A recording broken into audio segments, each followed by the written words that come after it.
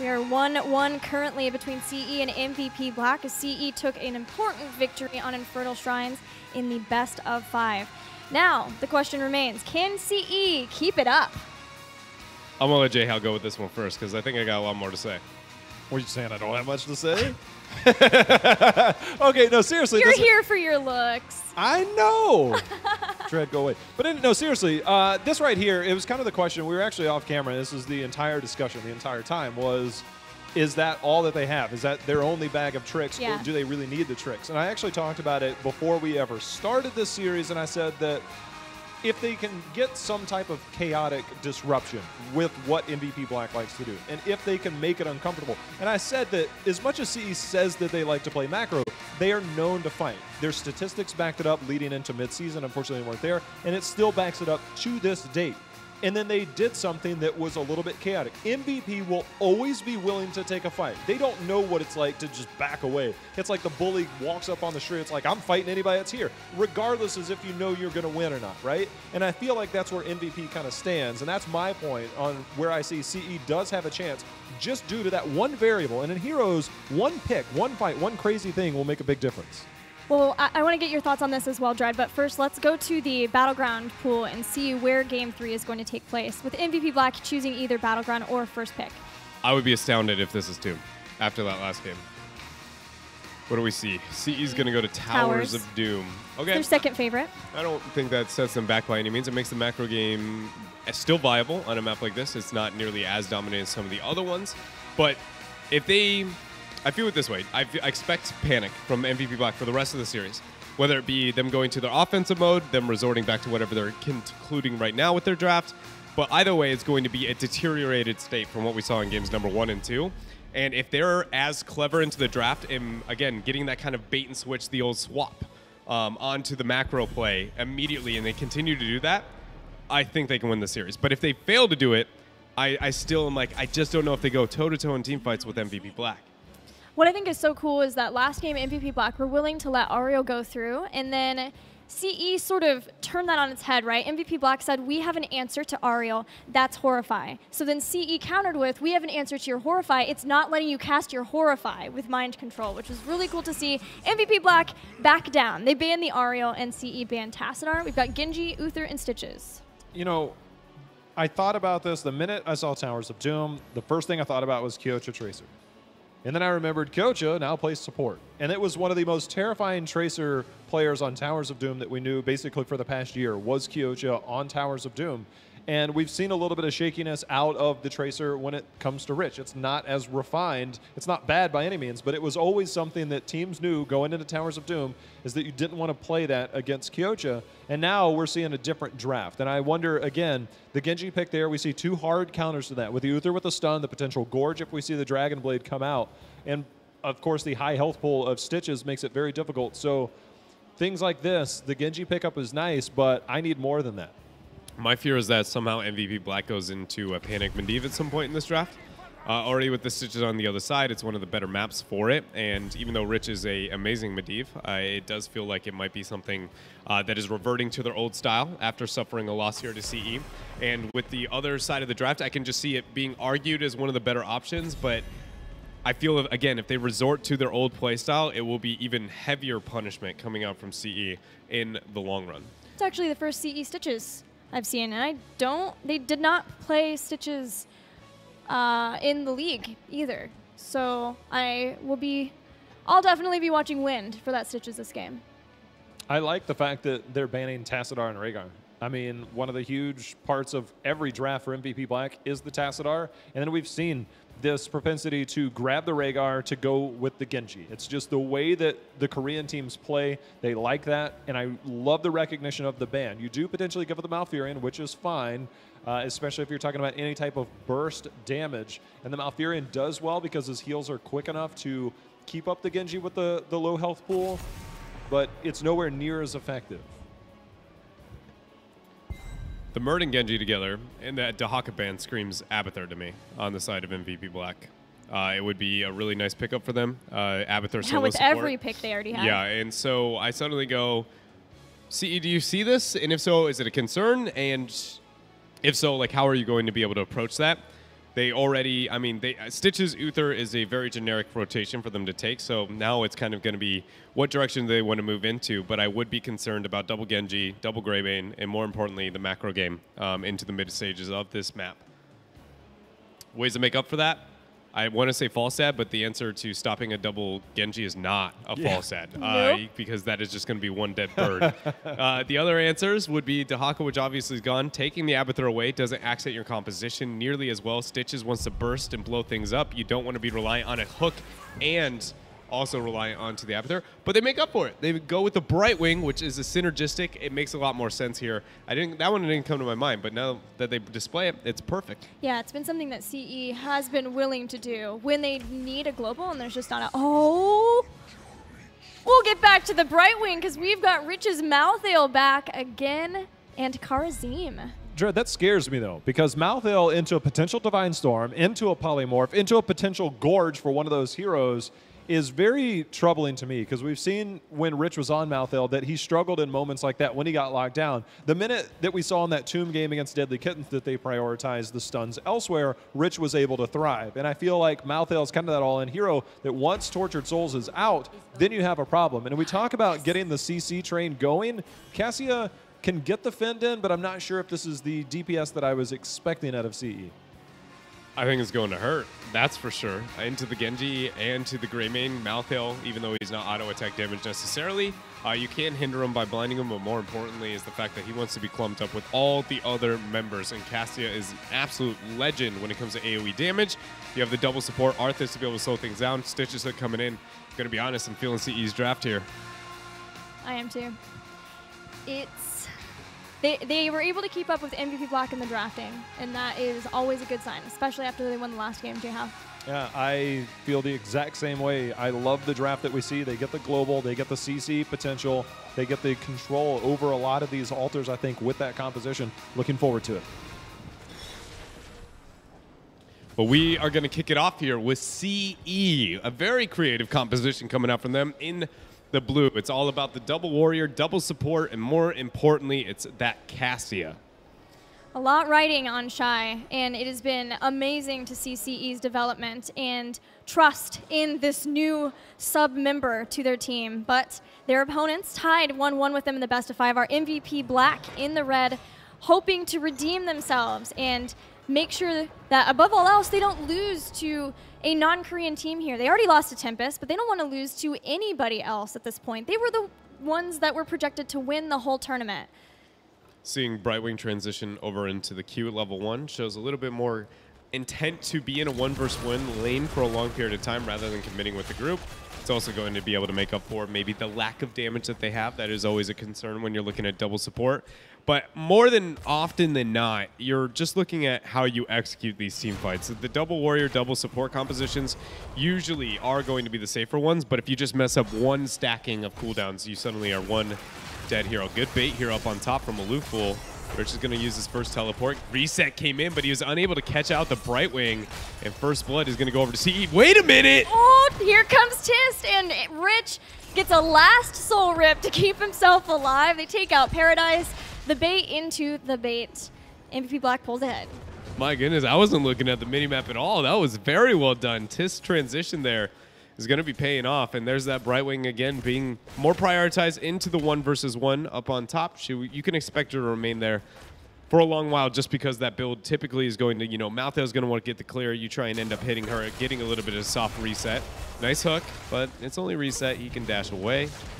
One thing that gank and the counter gank highlights is something that I have noticed about this new and arguably improved MVP Black, and that is that they truly do seem to see the game minutes ahead of where they're at. They don't ever take a mercenary camp without some plan in mind for that, whether it's to push along with it or to get a gank elsewhere. And if you are attempting to gank, they are constantly watching the screen, and if you can't immediately get a gank on the person that you're going for, anticipate that somebody is already rotating up to assist their ally. That's something that they have done so many times, and they've been able to abuse even in the league when Tempest or L5 does that to them. So that's, CE always has to keep that in mind throughout this series if they have any chance of being able to take out MVP Black. It's one of those situations where if you don't see somebody within a very short period of time on the opposite side of the map, it means they're responding to you, and it's going to be about a second out. Talking about a second out here, the members of MVP Black seem to constantly be that here in the top lane. Reset, unable to get that. Tisk is going to be dragged in, Dwartoss on over, but he's not going to even have it available. He ends up going down thanks to that hook. And we find ourselves at a stalemate here. Shuyu starting out that channel, and Shy's got enough to zone. That was incredibly well done by CE. Paradise looked to be in a lot of trouble, but had one last death coil for the heal. Reset realizes that, dashes out. At that point, Tist was going in. No way to get out after that. CE making sure to keep up with MVP Black. They get the first 2 altars, but as we know, with Towers of Doom, it's not over until it is over. And they also, MVP Black has a composition that is a bit more reliant onto their hooks than maybe you would traditionally have, specifically Rich on the Mouthale. That's a hero who, you know, it's not that he's useless without it, but he's more of just a soaking, you know, he's going to be looking to get that experience in the downtime. Whereas the Brightwing, Arthas, and Cassia, even the Stitches Uther, I mean, every single part of CE's composition, their default kit is very, very competitive. Shuyu may be out a bit too far here. The members of MVP Black, all 5 are going to be there. And they accept his fate. The body blocked attempts, and they get it here. 1-0 on the side of MVP. The blinds made that last a long time, so I was watching the minimap to see what CE could get in the meantime. They did push that top lane a fair amount, but not too much. But yeah, we look at the builds, the support builds, along with getting Dream Shot for more of the arcane flares and getting the unstable anomaly for more damage from Brightwing. We're getting more damage from Uther too. So CE with this double support, double warrior are flexing a bit in their builds to make sure that they can still keep up in the damage, even having Holy Shock. And once Silver Touch is done, a lot of mana reduction. Cyber Agility was just interrupted. So there is only one dash, the Swift Strike left, but Reset is going to be able to make it out. That's one of the few cases where you might find yourself a dead Genji after a Stitches hook there. Nice attempt coming out from CE. Malthael has been bullying Alufo in the top lane, though, the entire time. I've been trying to watch the health bars and look at the interaction. It's watch Malthael chunk Brightwing, Alufo goes back, I'm trying to heal up, and then he goes back and he says, okay, I can get the soak, which is going to possibly force a transition out. Rich is on his way down here to that middle altar, as Muradin's going to start the first channel. Looks like it's going to go over to Black. No cleanser hand or protection for CE. So they are fully marked in there. There is the first channel, goes to MVP Black. Shy still trying to soak if he can or pick up that altar. Huge flank here for Rich. Nice Cyber Agility coming in from Reset, Swift Strike.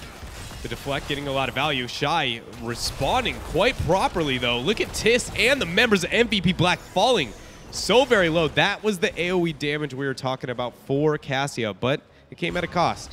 I just am so amazed at every time it looks like a Cassia. There's no way she gets out. Using Avoidance, her blinds, and Ring of the Leech for the self-heal. She makes it away every time. Now Reset's low. Rich is really low too with the Polymorph. Will even go down. Reset has to Swift Strike out, and CE will be able to claim this. But we do find ourselves in a situation where Shy is very, very low. And if Reset just gets one clutch Swift Swipe, I guess the question, or the biggest thing here is his lack of mana. He gets a delay, not even available actually. CE is going to take 4 shots, a core advantage when it comes to the HP, and they're really just honestly dictating the pace of this game. Even though it's 3-3 in kills, it very much feels like MVP Black trying to stop the bleeding after that gank up on top. But as you mentioned, MVP Black, once they get heroic abilities, a lot of things change. Tormented Souls plus Dragon Blade is terrifying for a team. That is a situation where you see a 5-man wipe in a matter of seconds because Tormented Souls can do so much area damage. You've got the cocktail shelling out from Greymane too, and then one Dragon Blade Swift Strike all day around the team, and that could be the problem for CE. CE needs to use things like potentially Divine Storm, maybe even Emerald Wind as a way of trying to stop that. And I was just going to bring up that point. I don't think you can do both. You have to do one or the other. True, personally, yeah. Emerald Wind definitely is going to be almost equal to Divine Storm, not counting the 20 upgrades, right? Because we know Emerald Wind is absolutely ridiculous. But most importantly, having the Divine Shield to be able to keep them alive. We see the Emerald Wind, but we're still yet to see if Uther will go into Divine Shield. If it's Divine Storm, they are going to be a one-hit wonder when it comes to their approach to these team fights, and Brightwing is going to be vulnerable if they go for the Storm. So now, CE, again, with what I consider risky decision-making in terms of those talents. Ooh. We'll see if it pays off. The palm will land. The palm lands, but Divine Storm did too, and that spells the end of reset. Tist body block to almost oblivion, finally makes it out with the Kyocha zoning enough away at least. The poison's enough. Taking him down. He gets the tap. It's enough to be able to heal out. Rich now looking to join in onto the fight. Going to throw out a nice E there, teleporting onto Wins. Is he going to use the Tormented Souls? No, it looks like he holds on, but baits himself his own Greymane there. Sake getting a little too aggressive. Man, Shy is playing this out so well. Watching for somebody, there are so many melee for MVP Black. Just watching one of them go in, thinking that they have the kill, and then something like a Gorge or the double support, using that for Shy to fend in, use the Surge of Light, charge strikes, and take out the target. And so on this, oh, hold on a minute here. Is there going to be an actual invade from MVP Black without having anybody there? I didn't think there was any chance of that. Howling Blast will not connect. And they're going to go for this. Rich gets pulled in, but that might not be the target you want. Tormented Souls is going to be used, getting so many heals across the board, but nobody has gone down. Shy gets a responsive kill. Karzim's going to be the first to drop. Malthael quickly after. Emerald Wind splitting the seas, and MVP Black is on full retreat. Bam! Arcane Flare, Brightwing, OP. Lufu comes in and makes sure that CE, even losing Shy, is still able to get the victory in the team fight and secure their altar. It looked both bad and good for both sides at different points in that fight. Like when Rich went in, he was pulled in and then dropped Tormented Souls, everyone was on him. But then MVP Black crowded in, so the Ball Lightning was getting a lot done, and it bounced to Rich, and I know CE were like, just go back to Rich, but he got out and it did not go there. So he lasted a lot longer, but even still, Emerald Wind, at the end of the day, as I said, Brightwing MVP. Brightwing MVP. The concern I had in that dynamic in between the two, which we didn't see happen into that last fight, was that Brightwing will be under too much pressure to be able to deal with getting an actual effective Emerald Wind off. And if you don't use the Divine Shield to buy a little bit of time, suddenly if Wind wasn't effective, because she had to kind of panic and save her own butt, and then you got Divine Storm comes in there. I was trying to figure out a better word to say there. I think I nailed it. And then you go with the Divine Storm afterwards. Palm is very good at stopping that immediate burst, that immediate one-shot, and Emerald Wind's really the only thing I would be concerned of if I'm the Karzim on the other side. So that's why I thought Divine Storm or Shield really make sure it buys the time. Palm will be less effective into the long run, and this is where the fights of CE, I mean, it's Stitches, double support, Arthas. They love that type of fight. Cassia is going to probably have a kill at that point in time. So my main thing is here, Alufu's health pool is going to be a heavy concern. Luckily, he's got 13 now. Brightwing's got the ice block, and so should be enough here. But we're yet to see an actual 5-on-5. MVP Black was still split in that last skirmish. Yeah, as they will do. But that may change things if CE continues to win these fights. Another thing maybe that CE could use is if they're really concerned about Palm being able to hit, they have an Arthas. So he potentially could try to zone away the Karzim, slow him down, get him far enough back that he can't ideally dash as easily, or has to use dashes away, and then use that time to try to make sure that they can burst somebody down. Brightwing just ended up dropping her teleport, which means she has to walk all the way down to that bottom lane. There's really good zoning happening right now between the Genji and the Murden to make sure that that is not going to be a transition she can make. She'll be about 20 to 30 seconds late to this if she doesn't walk down, which is why Lufu is now transitioning outwards. That's the trade-off of that level 1 we see coming out from him. Cassia is going to be able to start this Shuyu under pressure. Yeah, he's under pressure. Divine Storm makes sure that he lives for now, but the Dragon Blade seals the deal. Reset takes out Cassia as the first in the fight, but the Ball Lightning was dropped before, or actually that was Uther, so he's continuing to keep the heals alive. No Divine Palm used, no Tormented Souls used either. Rich ended up dying there before his heroic, and we both know that that's about the only reason to be able to pick it up there. Shy gets the channel. He didn't even need it there. Emerald Wind once again going to hit 3 members of MVP Black, but nobody going down quite yet. Good punishment there onto Shy, but I don't think MVP's got this by any means. Paradise is so effective there with that Frozen Tempest, but the Palm procs. Palm procs and Lou falls. MVP Black gets the kill on Brightwing, but even still 28 to 20 in the core health. These fights are happening in completely different manners than I assumed. Like every single one has been different and also not how I projected it at all. Between like the way that these heroics are going off, not only that, the way that they're being used. There's or the lack of usage, I guess. Ranged hyper carry, and it's not Shuyu, which is confusing to me. Our brains are hurting over here. That's what we're trying to say. Send help. Our casters need help. They're going to die. We've got 15-15, and yet another close game between these two teams. MVP Black may be feeling the tension, the stress on them to perform well here, given the fact that heroic ability is not used in the way that we would have thought in that last fight. But CE are struggling in that fight too, losing Uther early on and then being willing to stay there even after losing Uther. Granted, they also did get a kill, but in the end it cost them quite a lot. Boss here is going to be an easy pickup. Lufool not able to dodge the Storm Bolt. That's going to be canceling your own Emerald Wind. I respect the attempt, but at the end of the day, that is just going to be one dead Brightwing. Good response coming out from CE on the bottom half. The Sappers going in, so sadly not able to escort those. And death timers are short enough to where there is only about a 2-second deficit. Brightwing has the global. There's nothing to be concerned about here for CE. We are going to have a dead even altar phase. The only difference would be if the bottom altar spawned. Oh, wait a minute. What about this? The only difference would be if Genji dies. And gets bodied. Super deleted there. Now what are we going to CE do with this advantage? CE do it? You know, I don't know. It's not a 3-letter acronym. Words are pretty tough at this moment in time. I thought it was excellent. The fight's raging on over the bottom. No, Shy is very low, and the Tormented Soul is continuing to move, though. Fitting back in. Rich goes down. Divine Storm catches Muradin. And Shy is still alive here. Look at that Tis flying over there. Dwarf Toss is going to be enough. We have Palm available. Oh, Lufool falling very, very low. Good job getting the Uther here. Cleansing dash here on Dasake. Disengage is a thing. Palm way too early there. Not going to be procced unless he dashed out of the Brightwing center. That would have been enough possibly to get that kill. Now Kyocha ends up dying. Tis gets the polymorph. Even if he has a Dwarf Toss, he'll get reeled right back in there from wins. I lied. Very good job being able to pull away, but for how long? Reset? Resets back. No way. Ice block, though. He gets rooted. Deflect's already down. Polymorph to follow. This feels like panic. CE wiped MVP Black. They just keep going in. Like, at this point, MVP Black is just throwing bodies. They don't even care who, what the numbers are. They are in there. J-How called it. MVP Black won't back down from a fight. But CE are, I'm comfortable saying it now, best team fighters in all of China. Maybe SPT, but here at this event, for sure the best team fighters of China, the best team from China at this event. They are not going down without a fight. I thought you were going to say the whole tournament. I was like, you know, I would like to have words on that one. But I do agree with you. Out of the Chinese region, absolutely, they are showing that they are on another level here, enough to be able to compete with MVP Black, which again only lost 3 games in all of HGC Korea. But at the Eastern Clash, it seems like we see a different form, or maybe just the fact that everybody else has managed to have amazing growth without them.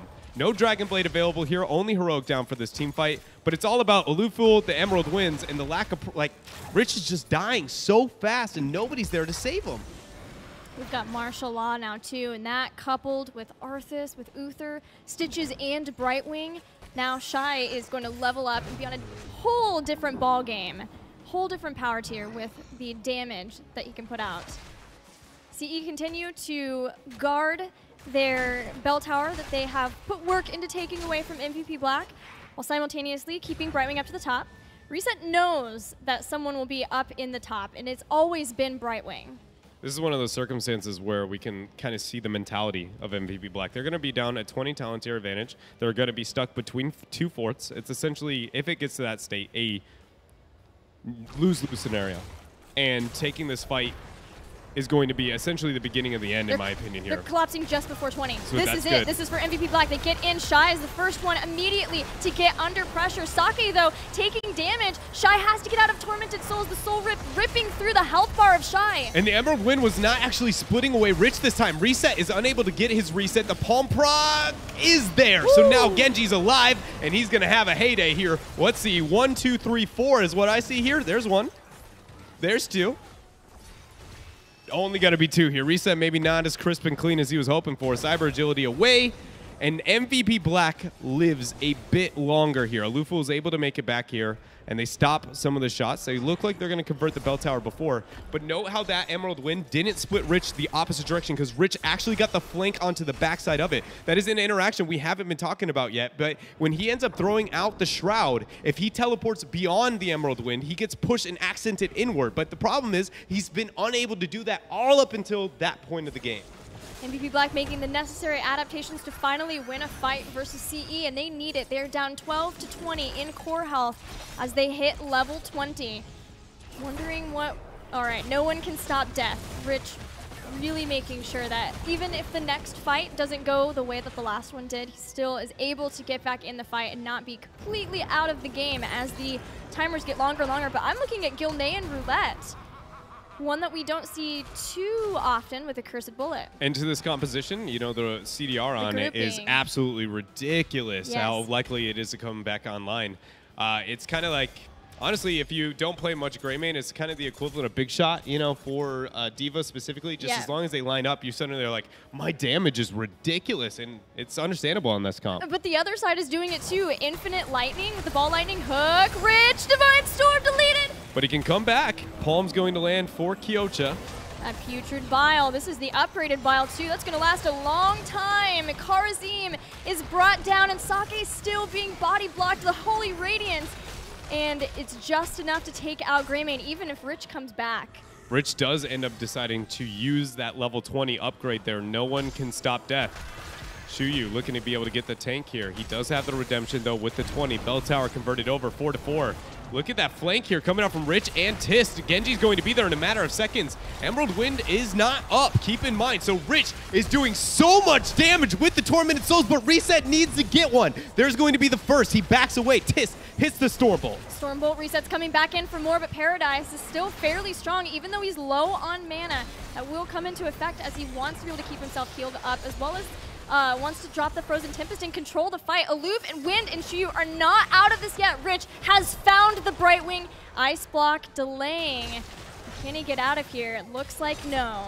It looks like Stitches was able to make it back, though. Genji far too low in HP. Rich really teleporting in to make sure that this actually gets completed. The kill is confirmed, and Reset is only going to be a deterrent here. 20 more seconds, and we're going to have 2 altars available on the top half of the map. Paradise? The deflex? What just happened? Reset there toying with death way more than I expected. If he messed that up, that could have set them back miles. Brilliant play coming out there, and Paradise almost turned it around. All right, let's do a status check. We've got all 5 members of MVP Black up, whereas we only have the 2 warriors with Cassia just about to spawn for CE. 2 altars available. Paradise has a couple of options to delay. Great double root. They're not within range of lethal, though. Even if they double Shrine and Boss, they're still 1 HP left onto the core of CE. There are no sappers pressuring out through bottom either. So there it is. There's going to be 4 more shots. 6 remain, and this channel is going to conclude. So we find ourselves with 1, and now it's all about bottom lane. The continuous wins is an absolutely brilliant tool to be able to deal with this, but if you don't get kills on top of it and just clear the sappers, it's very, very likely you lose the next team fight onto the altar. So CE not only has to stop sappers, they have to kill MVP Black here, and we know how hard that is when you don't have that bell tower. Well, they've already caught one. They found Tist. As MVP Black, we're hoping to spread out, check and see, make sure that CE were not getting their own sappers while simultaneously getting their own. Did you see that Cursed Bullet and that flask value? Oh my gosh, it single-handedly chunked all of them at 50 HP. Shy getting caught out. Emerald Wind, continuous wins. Now this is when Rich is going to be able to look to initiate. We know that that is down. Or the dragon. Or that. Or CE looks to initiate with a hook and takes him out before he even gets the chance. Got him. The sappers now. Look at that long respawn timer. Don't forget, no one can stop death. If you die again, has a longer respawn timer. That was 75 seconds without Malthael. So, is that enough for CE to claw back into this game? Down 11 shots onto the core. They're going to start here with the sappers. Bell tower conversion has got to be the main focus here. Bottom is the most valuable. I don't know what our timer is currently onto the boss, but I'm going to guess it's around a 1 minute and 30 mark away. And if that is the case... Yeah, Black picked it up at the same time they got the double altars. There's still some time. Sappers on top aren't too big of a focus. So we have 3 shots coming in through bottom. 28 seconds.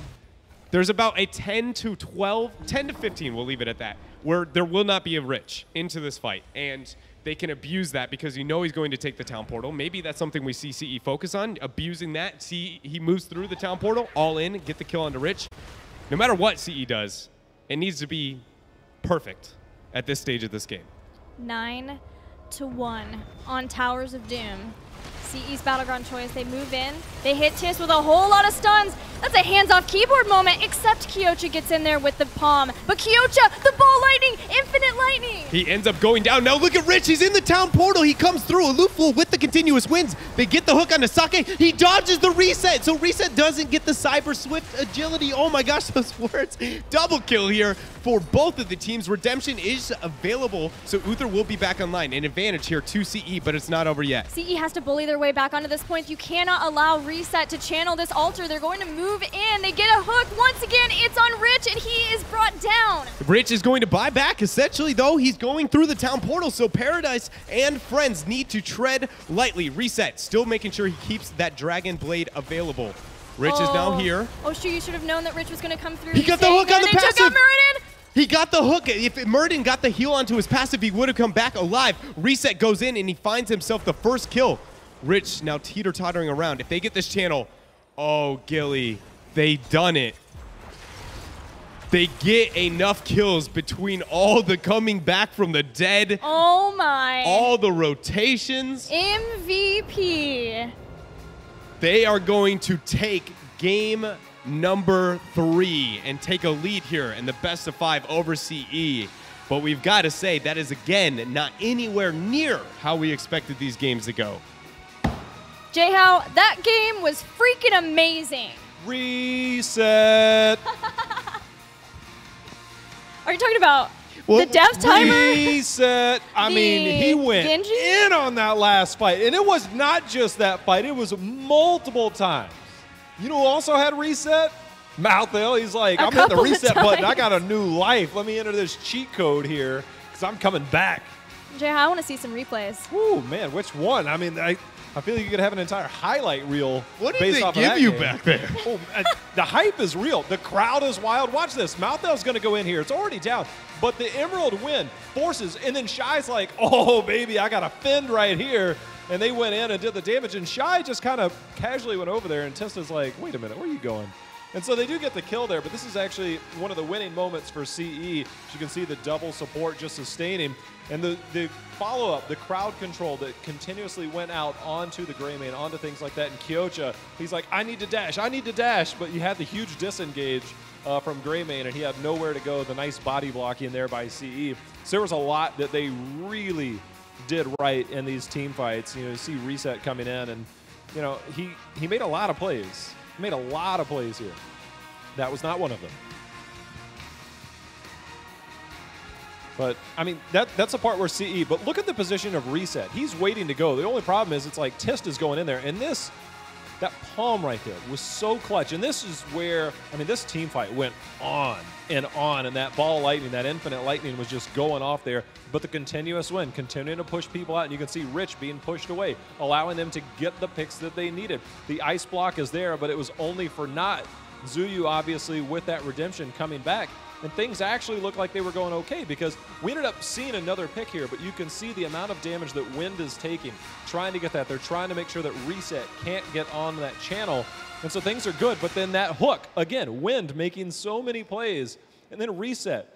He's just sitting up there, no health, and Malthel, you see it on the screen right there. Malthel has returned. He comes back in, and them and Reset, I mean, the dragon became him at some point, and then he's like, you know what? I've had enough of this. Zuyu goes in. There's one. Zip. There's two. Zip. And he's going to move on down. It's like, guys, this is game. Zip.